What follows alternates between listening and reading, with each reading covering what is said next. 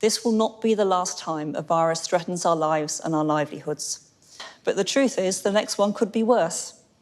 It could be more contagious or more lethal, or both. Hello!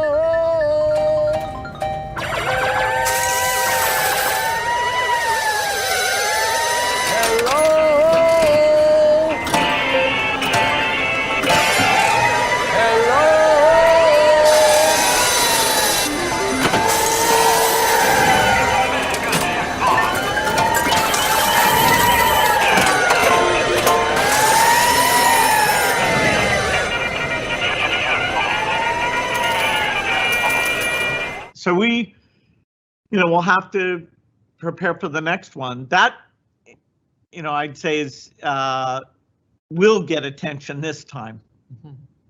And are we doing things now, or rather, are we not doing things now that we really need to be doing in preparation for the next pandemic?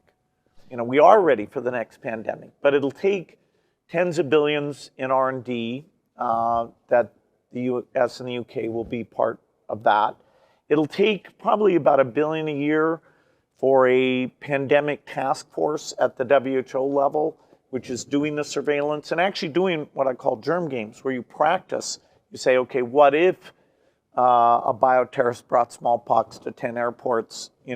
How would the world respond to that? What if a bioterrorist brought smallpox to 10 airports? A bioterrorist brought smallpox to 10 airports. A bioterrorist brought smallpox to 10 airports. The outcome of the CAPS pandemic in Event 201 was catastrophic. 65 million people died in the first 18 months.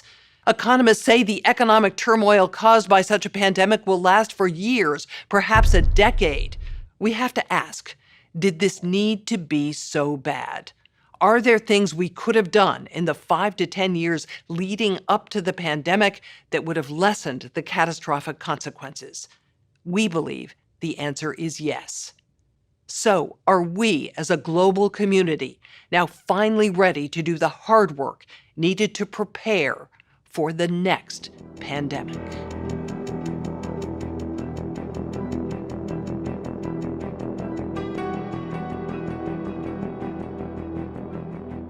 I thought I would bring that perspective to the topic today, is the issue of pandemic preparedness. And if there's one message that I want to leave with you today, based on my experience, and you'll see that in a moment, is that there is no question that there will be a challenge to the coming administration in the arena of infectious diseases, both chronic infectious diseases in the sense of already ongoing disease, and we have certainly a large burden of that, but also there will be a surprise outbreak. So people assume we are just going back to the good old world which we had, and everything will be normal again in how we are used to normal, in the old fashion.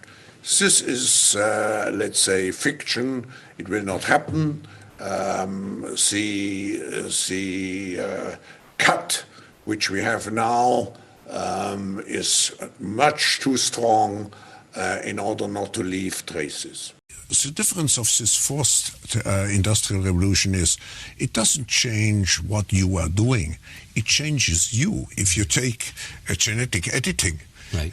Just as an example, it's you who are changed. And of course, this has a big impact on your identity. Yeah. And offers certain kinds of possibilities that have to be careful about. When you began to do that kind of gene editing, some people worry that you are changing what it means to be human. That's the problem. Of course, the new industrial revolution offers us many opportunities, but it raises manifold questions on the ethical, but even legal implications. And we have to be prepared for it, and that's what we want to do in Davos next year. The fourth industrial revolution, which is bringing together digital, physical, and biological systems.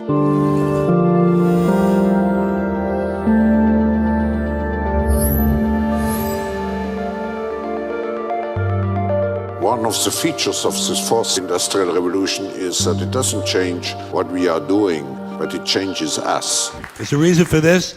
There's a reason education sucks, and it's the same reason that it will never, ever, ever be fixed. It's never going to get any better. Don't look for it. Be happy with what you got.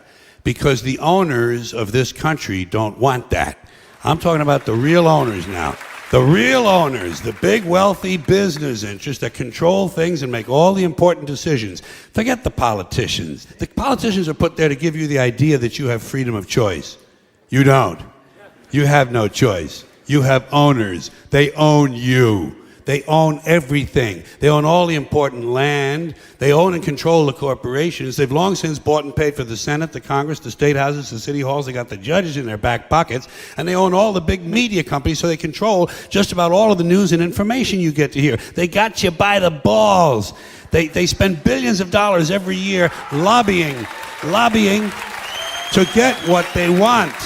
Well, we know what they want. They want more for themselves and less for everybody else. But I'll tell you what they don't want. They don't want a population of citizens capable of critical thinking. They don't want well-informed, well-educated people capable of critical thinking. They're not interested in that. That doesn't help them. That's against their interest. That's right. They don't want people who are smart enough to sit around the kitchen table and figure out how badly they're getting fucked by a system that threw them overboard 30 fucking years ago. They don't want that. You know what they want? They want obedient workers. Obedient workers. People who are just smart enough to run the machines and do the paperwork and just dumb enough to passively accept all these increasingly shittier jobs with the lower pay, the longer hours, the reduced benefits, the end of overtime, and the vanishing pension that disappears the minute you go to collect it. And now they're coming for your Social Security money. They want your fucking retirement money. They want it back, so they can give it to their criminal friends on Wall Street. And you know something? They'll get it. They'll get it all from you sooner or later, because they own this fucking place. It's a big club, and you ain't in it. You and I are not in the big club. And by the way, it's the same big club they used to beat you over the head with all day long when they tell you what to believe. All day long, beating you over the head in their media, telling you what to believe, what to think, and what to buy. The table is tilted, folks. The game is rigged. And nobody seems to notice. Nobody seems to care. Good, honest, hard-working people, white collar, blue collar, doesn't matter what color shirt you have on. Good, honest, hard-working people continue. These are people of modest means. Continue to elect these rich cocksuckers who don't give a fuck about them. They don't give a fuck about you. They don't give a fuck about you. They don't care about you at all. At all. At all. Yeah. You know?